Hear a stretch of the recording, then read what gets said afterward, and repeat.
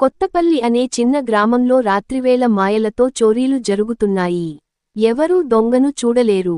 రాత్రివేళ పందిరిలా పొగ వచ్చి, అప్పటికే చెరువుని దగ్గర నిలిచిన దొంగ ఇంట్లోకి వెళ్తాడు. విలేజ్ మొత్తం భయభ్రాంతులకు గురవుతోంది. ఇది మంత్రాల దొంగ పని అంటారు పెద్దలు. ఎప్పుడైతే ఎవరి ఇంట్లో బంగారం పోతుందో, అక్కడ ఒక చిన్న నీలం రంగు మంత్ర పటమూ కనిపిస్తుంది. ఎప్పుడైతే ఎవరి ఇంట్లో బంగారం పోతుందో, అక్కడ ఒక చిన్న నీలం రంగు మంత్ర పటమూ కనిపిస్తుంది. సుబ్బారావు, గ్రామ పెద్ద, పోలీసులకు ఫిర్యాదు చేస్తాడు. ఇన్స్పెక్టర్ కిషోర్ వస్తాడు. కాని ఏ క్లూ కనిపించదు. అప్పుడే సీతమ్మ చెబుతుంది, గ్రేటర్ దేన్, మా నాన్నగారు చెప్పినట్టు, ఒకప్పుడు ఇక్కడ ఒక మంత్రగాడు ఉండేవాడు. వాడు చెప్పిన మంత్రాలను ఎవరో దొంగలా వాడుతున్నాడు అనిపిస్తుంది. ఒక రాత్రి, గ్రామంలో ఓ దొంగ వచ్చాడు. అతని పేరు చందు. చందు మాంత్రికుడిగా పేరు సంపాదించాలనుకున్నాడు. కాని తనకు అసలు మంత్రాలు రావు.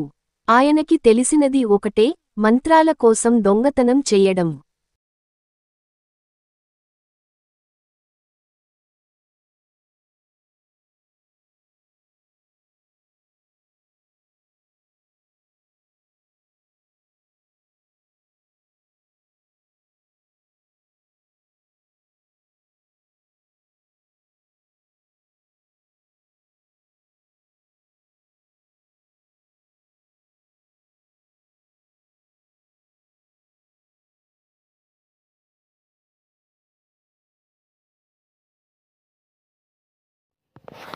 దొంగని మనం ఎలాగైనా పట్టుకోవాలి. అవునవును, పట్టుకోవాలి.